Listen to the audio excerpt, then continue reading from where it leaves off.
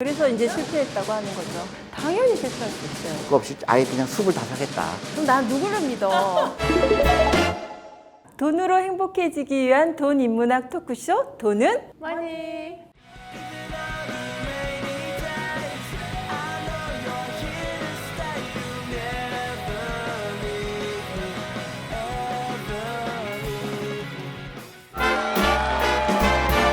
투자란 무엇이고 투자의 올바른 어떤 문화 이런 것들이 안 돼 있어서 투자에 대한 어떤 선입견들이 많다 이런 이야기 나눴는데요.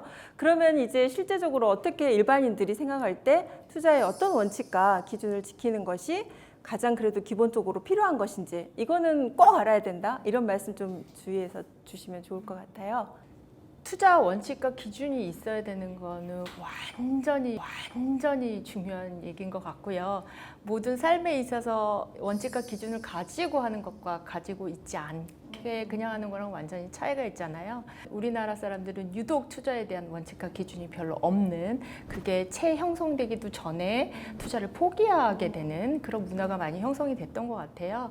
근데 투자의 원칙과 기준에서 먼저 생각해야 될 것들은 투자는 인내의 열매다라는 생각을 좀 했으면 좋겠고요. 그리고 투기처럼 안 했으면 좋겠다라는 생각이 하나 들어요. 재테크 아까 얘기했었잖아요. 재테크란 말은 사실은 지금과 같은 세상에서는 전혀 맞지 않는 얘기거든요.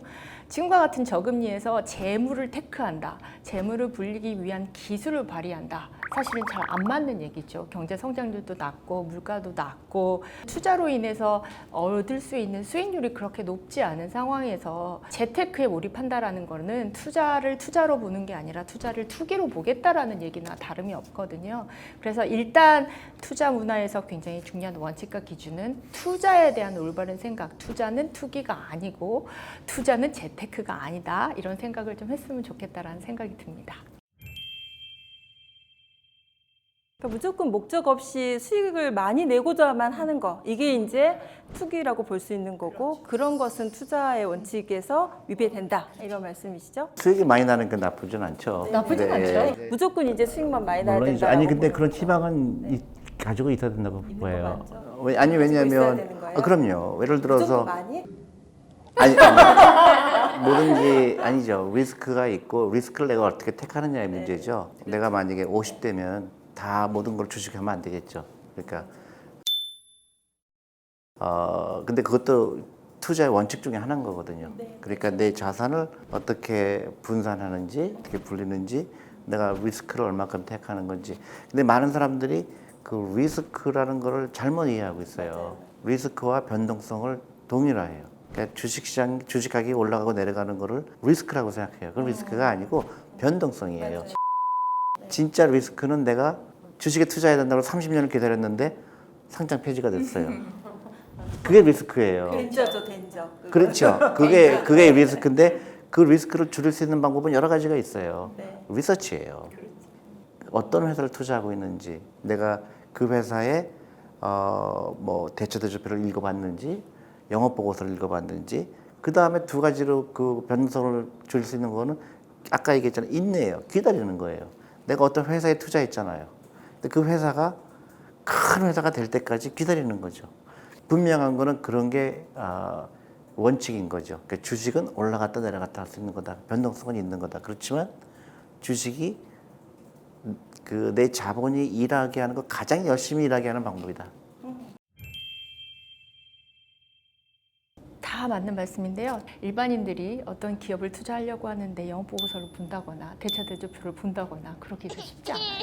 그러니까 기본적으로 말씀하셨지만 한 기업이 끝까지 잘 성장하리라는 보장은 아무것도 없어요. 제가 생각하기에는 어떤 종목을 알고 피킹하는, 그래서 그걸 기다리는 그런 투자는 전 맞지 않다고 생각해요. 근데 시장 자체 일반 투자했으면 투자가들을 너무 과소평가. 과소평가. 예를 들어서 요새 많이 하잖아요. 뭐 10년 주기설, 콜랩스가 온다, 뭐 대공황이 온다, 온갖 얘기하잖아요. 그 말대로 일어나는 경우는 단 한 번도 없어요. 다만 내가 이 회사가 돈을 잘 벌고 있으니까, 앞으로 경쟁력도 있으니까 내가 이 회사 오랫동안 갖고 있으면 회사가 돈을 많이 벌 테니까 언젠가는 주식 가격이 그 회사의 펀더멘탈에 그 수렴을 할 거다. 그거에 믿는 거예요. 도박하고 투자하고 다른 이유가, 도박은 예측할 수가 아예 없죠. 근데 투자는 가능성에 대해서 투자. 밸류를 믿는다. 그렇죠. 맞아요. 예술을 하시니까 안 해. 지금 저는 조니 대표님이 송하영 선생님 얘기에 대한 어떤 응대를 하셨는데 그거 들으면서 두 가지 하나는 생각이 같고 하나는 생각이 조금 다르고 하나 생각이 같은 건 뭐냐면 주식 투자에서 제일 중요한 하나의 원칙이 뭐냐면 시장을 예측할 수 있는 대상이 아니다라고 생각하는 게 투자에서 가장 기본적으로 가져야 될 생각이에요. 만약에 시장을 예측할 수 있다고 한다면 왜 매년 증권사에서 연말 되면 내년 코스피 지수가 어디부터 어디까지 갈 거다라는 밴드를 한 번도 맞춘 적 없거든요. 틀린지 안 해. 뉴스는 보고 살아요. 그렇죠. 아니 그게 귀는 뚫려 있으니까 들리지.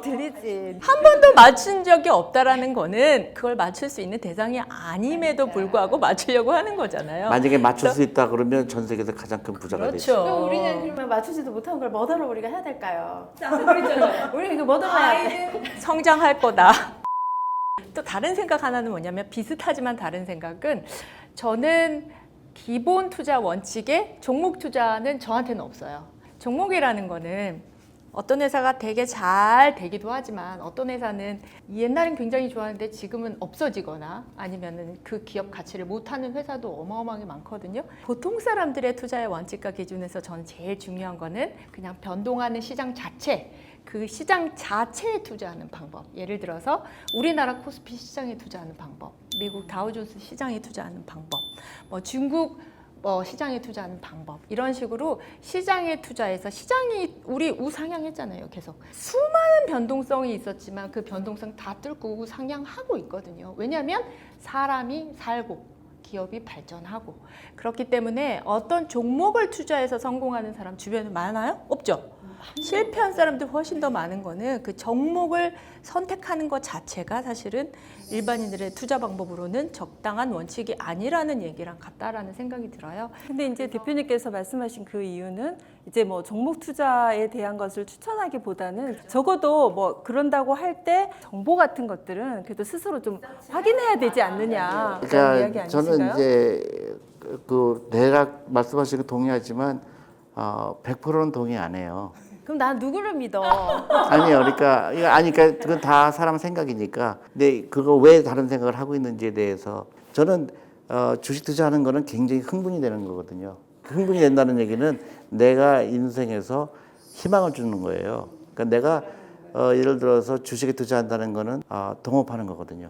기업과 내 같이 기업의 이렇게 주인이 내가 되는 오너는 거죠. 아니지만 그렇죠. 우리 일상생활에서 주식하고 우리하고는 떨어질 수가 없게 매일매일 우리가 하고 있는 거예요. 편의점 가는데 그 편의점도 상장 회사예요. 빵집에 갔는데 빵집도 상장 회사예요.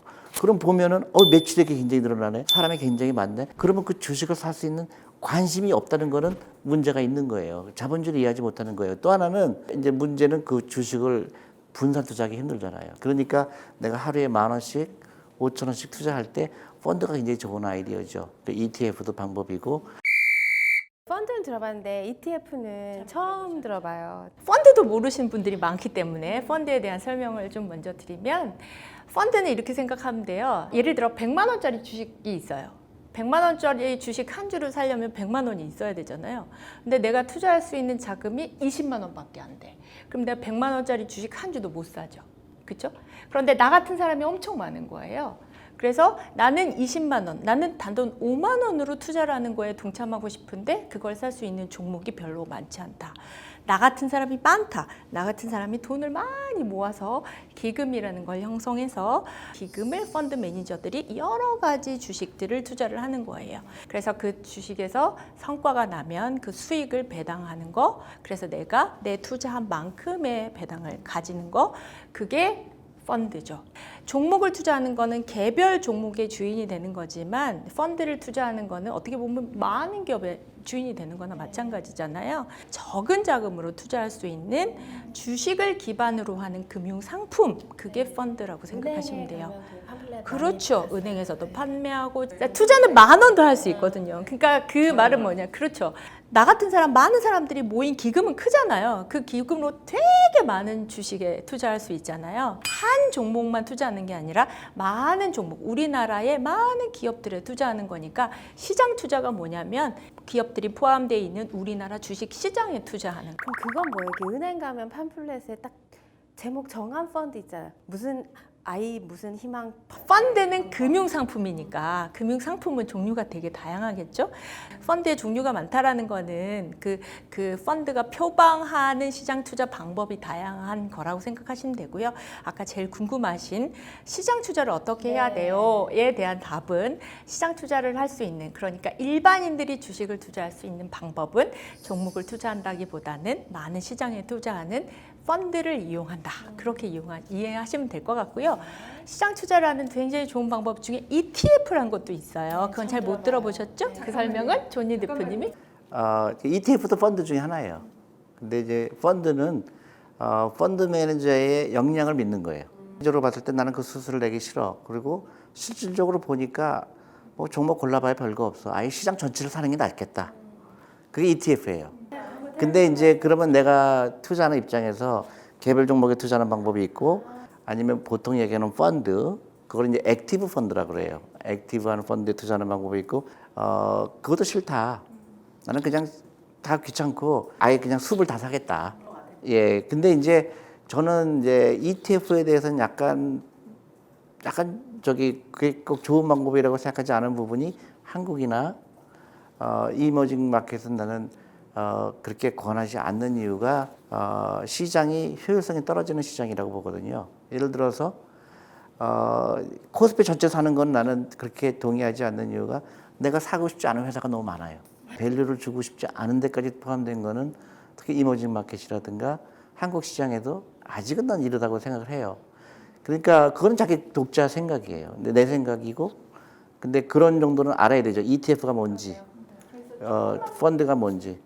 ETF는 시장 전체에 투자하는 건데 ETF랑 비슷한 펀드가 패시브 펀드라고 하는 인덱스 펀드예요. 아까 액티브 펀드 얘기하셨죠? 액티브 펀드는 펀드 매니저가 시장보다 더 높은 수익을 추구할 수 있다라고 표방하고 운용을 하는 펀드가 액티브 펀드고요. 패시브 펀드라는 거는 그냥 지수를 따라 소극적으로 가겠다라는 운용 철학을 가지고 있는 펀드, 그게 패시브 펀드.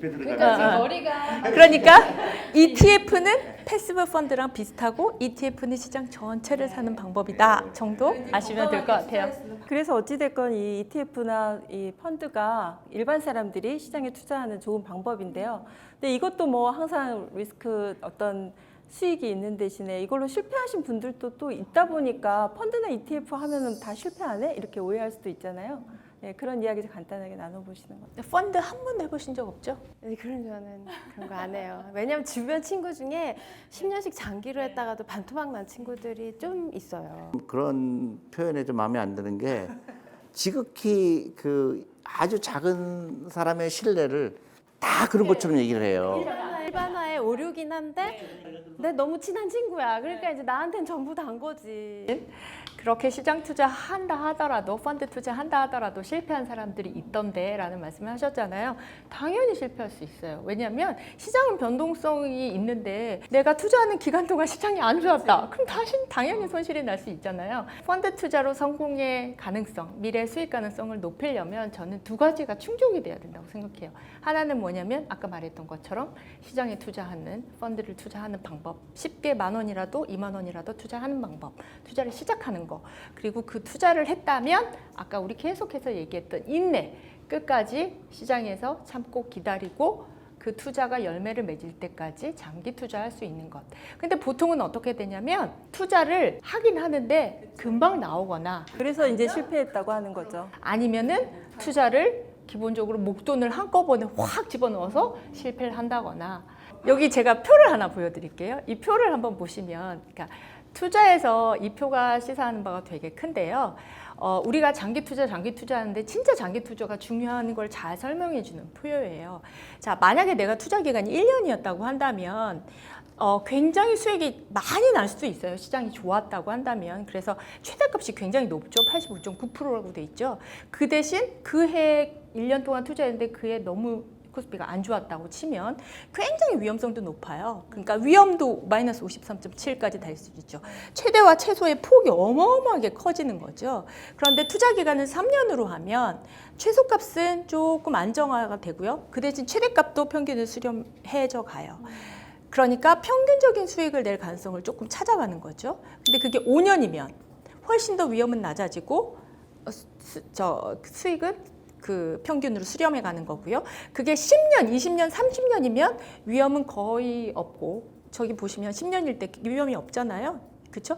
위험은 없고 평균적인 수익에 수렴해 가는. 그래서 투자에서 실질적으로 성과가 나려면 절대 단기적으로 투자에서 성과가 나기를 기대하기가 어렵고, 거기서 난다고 한다면 그냥 운이 좋다, 그렇게 설명할 수 있을 거고요. 투자는 기본적으로 길게 해야지 저 표와 같은 방식의 성과가 날 수 있다는 거예요. 그래서 많은 한국의 펀드 투자하시는 분들이 그런 오류를 범해요. 10% 벌면 얼른 도망가고 싶어요. 그래서 빨리 펀드를 팔아요. 그래서 10%를 내가 챙기죠. 근데 그렇게 되지가 않아요. 또 20% 마이너스가 돼요. 그러면 또 막 화가 나잖아요. 그럼 또 손절매를 해요. 결국은 올라간 거죠. 그게 투자라는 거예요. 그러니까 이 변동하는 시장 자체를 같이 경험하고 같이 투자하고 그런 생각을 가져야 되는데, 실패하는 사람들은 그걸 인내하지 못하는 거죠. 내지 못했거나 운이 아주 없어서 고점에 들어갔다. 그죠? 아니 과일나무를 심어놓고 열매가 나기 전에 태풍도 맞고. 잘라갖고선 땔감으로 때우는 거예요. 오늘 그 투자에 대한 원칙과 기준은 앞에 우리가 투자에 대한 정의, 투자란 무엇인가 이야기하는 거랑 마찬가지로요. 가장 이제 핵심적인 거, 아이를 키우는 것처럼 한순간에 어떤 것들에 우리가 감정적으로 대하지 말고 변동성도 같이 즐기고 시장에 투자하면서 그다음에 장기 투자로 가자. 그런데 그 시장에 투자하는 일반적인 방법이 이제 누구나 다 할 수 있는, 돈이 없어도 할 수 있는 이 펀드 투자와 ETF의 방법이 있다. 이 정도로 이야기하고요. 그러면 실제적으로 진짜 어떻게 액팅할 것인가? 이거는 다음 시간에 또 우리가 한번 이야기를 하겠습니다. 네.